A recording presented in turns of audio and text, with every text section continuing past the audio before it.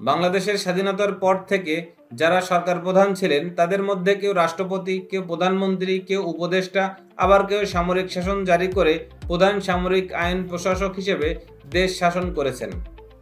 শেখ মুজিবুর রহমান। বাংলাদেশের মুক্তিযুদ্ধের সময় পাকিস্তানের কারাগারে আটক ছিলেন শেখ মুজিবুর রহমান, কিন্তু মুক্তিযুদ্ধকালীন প্রবাসী সরকারের সিদ্ধান্ত অনুযায়ী তিনিই ছিলেন তখন বাংলাদেশের রাষ্ট্রপতি। পাকিস্তানের কারাগার থেকে মুক্তি পেয়ে লন্ডন ও দিল্লি হয়ে বাংলাদেশের প্রতিষ্ঠাতা রাষ্ট্রপতি হিসেবেই শেখ মুজিবুর রহমান দেশে ফেরেন 10ই জানুয়ারি 1972 সালে। কিন্তু 12ই জানুয়ারি রাষ্ট্রপতি পদ থেকে পদত্যাগ করে তিনি প্রধানমন্ত্রী হিসেবে শপথ নিয়েছিলেন। কারণ 11ই জানুয়ারি তাজউদ্দিন আহমেদের সভাপতিত্বে মন্ত্রিসভার বৈঠকে সংসদীয় ব্যবস্থা চালুর সিদ্ধান্তের পর শেখ মুজিবুর রহমান কিছু সাংবিধানিক নির্দেশ জারি করেন এবং সেই অনুযায়ী সংসদীয় গণতন্ত্র প্রতিষ্ঠিত হয়। পরে 1975 সালের জানুয়ারিতে বাকশাল গঠনের পর আবার রাষ্ট্রপতি হিসেবে শপথ নেন শেখ মুজিবুর রহমান। তার শাসনামলের পুরা সময়ে তিনি ধানমন্ডির 32 নম্বরের বাড়িতে থাকতেন। আগস্টের 15 তারিখে একদল সামরিক কর্মকর্তার হাতে শেখ মুজিবুর রহমান সপরিবারে নিহত হন। খন্দকার মুশতাক আহমেদ। 15ই আগস্টের শেখ মুজিবুর রহমান হত্যাকাণ্ডের কয়েক ঘন্টা পর বিদ্রোহী সেনা কর্মকর্তারা আওয়ামী লীগের একজন সিনিয়র নেতা খন্দকার মুশতাক আহমদকে রাষ্ট্রপতি পদে অধিষ্ঠিত করেন। একই দিন মিস্টার আহমদ দেশে সামরিক আইন জারি করেন। তবে বাংলাদেশের রাজনীতির সেই ভয়ঙ্কর অস্থির সময়ে সামরিক অভ্যুত্থান, পাল্টা অভ্যুত্থানের জের ধরে 75-এর 6 নভেম্বর পর্যন্ত রাষ্ট্রপতি থাকার সুযোগ পেয়েছিলেন তিনি। 3রা নভেম্বরের এক সামরিক অভ্যুত্থানে মিস্টার আহমেদের পতন ডেকে আনে। সেদিন ঢাকা কেন্দ্রীয় কারাগারে আটক একজন প্রাক্তন উপরাষ্ট্রপতি, 2 জন প্রাক্তন প্রধানমন্ত্রী সহ 4 জন শীর্ষস্থানীয় আওয়ামী লীগ নেতাকে গুলি করে হত্যা করে সেনাবাহিনীর কয়েকজন অফিসার। 3 দিন পর খন্দকার মুশতাক আহমদ আনুষ্ঠানিকভাবে ক্ষমতাচ্যুত হন। আবু সাদাত মোহাম্মদ সায়েম। 3রা নভেম্বরের অভ্যুত্থানে সেনাপ্রধান জেনারেল জিয়াউর রহমান পদচ্যুত হন।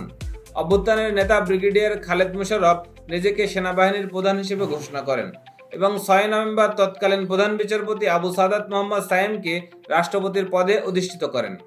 পরের দিন বদলে যায় রাজনৈতিক প্রেক্ষাপট। সিপাহী বিদ্রোহতে নিহত হন 3রা নভেম্বরের অভ্যুত্থানের নায়ক খালেদ মোশাররফ। সেনাবাহিনীর নিয়ন্ত্রণ আবার চলে যায় জেনারেল জিয়াউর রহমানের হাতে। তবে বিচারপতি সায়েম 1977 সালের 21শে এপ্রিল পর্যন্ত রাষ্ট্রপতি পদে বহাল ছিলেন, যদিও ক্ষমতার চাবিকাঠি ছিল জেনারেল জিয়াউর রহমানের হাতে। জিয়াউর রহমান। সামরিক অভ্যুত্থান ও পাল্টা অভ্যুত্থানের জের ধরে 1975 সালের 7ই নভেম্বর রাজনীতির কেন্দ্রে চলে আসেন জিয়াউর রহমান। তাকে চিফ অফ আর্মি স্টাফ এবং উপপ্রধান সামরিক আইন প্রশাসক হিসেবে নিযুক্ত করেন রাষ্ট্রপতি আবু সাদাত মোহাম্মদ সায়েম। এরপর 1977 সালের 21শে এপ্রিল প্রেসিডেন্ট সায়েমকে সরিয়ে নিজেই রাষ্ট্রপতি হন মেজর জেনারেল জিয়াউর রহমান। 1 বছর পর রাষ্ট্রপতি নির্বাচনের আয়োজন করেন জেনারেল রহমান এবং 1978 সালের 3রা জুন তিনি রাষ্ট্রপতি নির্বাচিত হন। একই বছর 1 সেপ্টেম্বর নিজস্ব রাজনৈতিক দলের ঘোষণা করেন জিয়াউর রহমান, যার নামকরণ করা হয় বাংলাদেশ জাতীয়তাবাদী দল বা বিএনপি। 1981 সালের 3রা মে এক ব্যর্থ অভ্যুত্থানে নিহত হন জেনারেল জিয়াউর রহমান। বিচারপতি আব্দুস সত্তার ও আবুল ফজল মোহাম্মদ আহসান উদ্দিন চৌধুরী। জিয়াউর রহমানের মৃত্যুর পর প্রথম অস্থায়ী রাষ্ট্রপতি ও রাষ্ট্রপতি হিসেবে দায়িত্ব পালন করেন বিচারপতি আব্দুস সত্তার।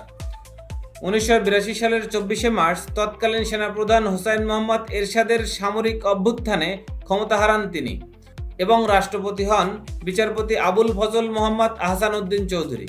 কিন্তু 27শে মার্চ 1982 সালে রাষ্ট্রপতি হিসেবে দায়িত্ব শুরু করে 1983 সালের 11 ডিসেম্বর ক্ষমতা থেকে সরে যান তিনি। হুসাইন মোহাম্মদ এরশাদ। 1982 সালের 24শে মার্চ বিচারপতি আব্দুস সত্তারকে সরিয়ে নিজেকে প্রধান সামরিক আইন প্রশাসক ঘোষণা করে বাংলাদেশের ইতিহাসে দ্বিতীয়বারের মতো সামরিক শাসন জারি করেন হুসাইন মোহাম্মদ এরশাদ। রেডিও টেলিভিশনে দেয়া ভাষণে সেদিন তিনি বলেছিলেন, জনগণের ডাকে সাড়া দিতেই হয়েছে, ইহা ছাড়া আর কোনো বিকল্প ছিল না। এরপর 1986 সালে নির্বাচনের আয়োজন করে আবারও রাষ্ট্রপতি হন এবং শেষে প্রবল গণ আন্দোলনের মধ্য দিয়ে ক্ষমতা থেকে বিদায় নেন 1990 সালের 6 ডিসেম্বর। শাহাবুদ্দিন আহমেদ। হোসেন মোহাম্মদ এরশাদের পতনের পর অস্থায়ী রাষ্ট্রপতি হন বিচারপতি শাহাবুদ্দিন আহমদ। সকল বিরোধী দলের ঐক্যমত্যের ভিত্তিতে বিচারপতি শাহাবুদ্দিন আহমদ একটি নিরপেক্ষ নির্দলীয় কেয়ারটেকার সরকার গঠন করেন, যার একমাত্র দায়িত্ব ছিল 3 মাসের মধ্যে একটি সুষ্ঠু নির্বাচনের আয়োজন করা। তার শাসনামলে 1991 সালের ফেব্রুয়ারিতে অনুষ্ঠিত পঞ্চম জাতীয় সংসদ নির্বাচনে সংখ্যাগরিষ্ঠতা পেয়ে ক্ষমতায় আসেন খালেদা জিয়ার নেতৃত্বে বিএনপি। খালেদা জিয়া 1991 সালের আগস্টে সাংবিধানিক দ্বাদশ সংশোধনী পাশ হলে 17 বছর পর আবার সংসদীয় সরকার পদ্ধতি প্রতিষ্ঠিত হয় এবং ওই বছরের ফেব্রুয়ারিতে সাধারণ নির্বাচনে জয়ী হয়ে বিএনপি চেয়ারপারসন খালেদা জিয়া প্রধানমন্ত্রী হিসেবে সরকার প্রধান হন। খালেদা জিয়া সরকারের শেষের দিকে বিরোধী দলগুলো তত্ত্বাবধায়ক সরকারের দাবিতে তুমুল আন্দোলন গড়ে তোলে। ওই আন্দোলনের মাধ্যমেই 1996 সালের 15 ফেব্রুয়ারি সংসদ নির্বাচন হলেও তা বর্জন করে আওয়ামী লীগ সহ তখন অধিকাংশ বিরোধী দল। ওই নির্বাচনকে কেন্দ্র করে রাজনৈতিক বিরোধ আরও জটিল হয়ে ওঠে। নির্বাচনে জিতলেও তত্ত্বাবধায়ক সরকারের জন্য সংবিধান সংশোধনের পর বেশি দিন ক্ষমতায় থাকতে পারেননি তিনি।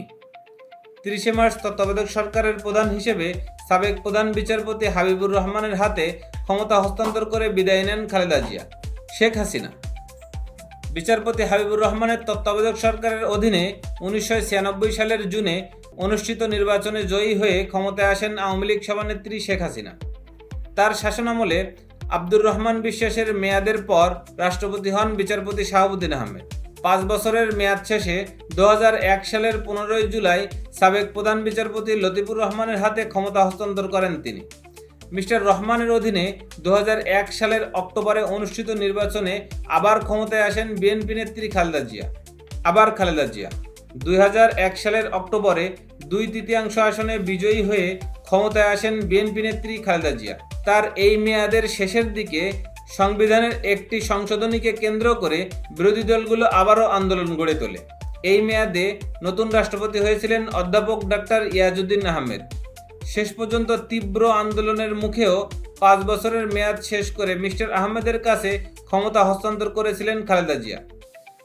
কিন্তু রাজনৈতিক পরিস্থিতি ব্যাপক সহিংসতায় রূপ নিলে 2007 সালের জানুয়ারিতে ক্ষমতা আসেন সেনা সমর্থিত তত্ত্বাবধায়ক সরকার, যার নেতৃত্বে ছিলেন কেন্দ্রীয় ব্যাংকের সাবেক গভর্নর ফখরুদ্দিন আহমেদ। 2007 সালের 12 জানুয়ারি প্রধান উপদেষ্টা হিসেবে সরকার প্রধানের দায়িত্ব নেন বাংলাদেশের কেন্দ্রীয় ব্যাংকের সাবেক একজন গভর্নর ফখরুদ্দিন আহমেদ।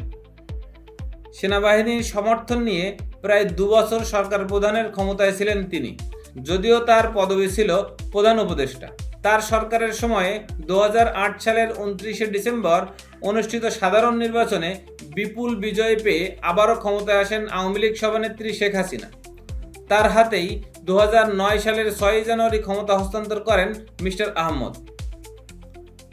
আবারও শেখ হাসিনা 2009 সালের 6 জানুয়ারি দ্বিতীয়বার, 2014 সালের 5 জানুয়ারি তৃতীয়বার এবং 2018 সালের 30 ডিসেম্বর চতুর্থবারের মতো এবং 10 জানুয়ারি 2024 পঞ্চমবারের মতো প্রধানমন্ত্রী হিসেবে শপথ নেন শেখ হাসিনা।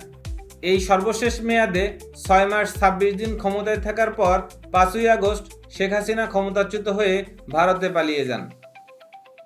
ডক্টর মোহাম্মদ ইউনূস 5 আগস্টের ওই ঘটনার 3 দিন পর অর্থাৎ 8 আগস্ট শপথ গ্রহণের মাধ্যমে রাষ্ট্র ক্ষমতা গ্রহণ করেন নোবেলজয়ী অধ্যাপক ডক্টর মোহাম্মদ ইউনূস।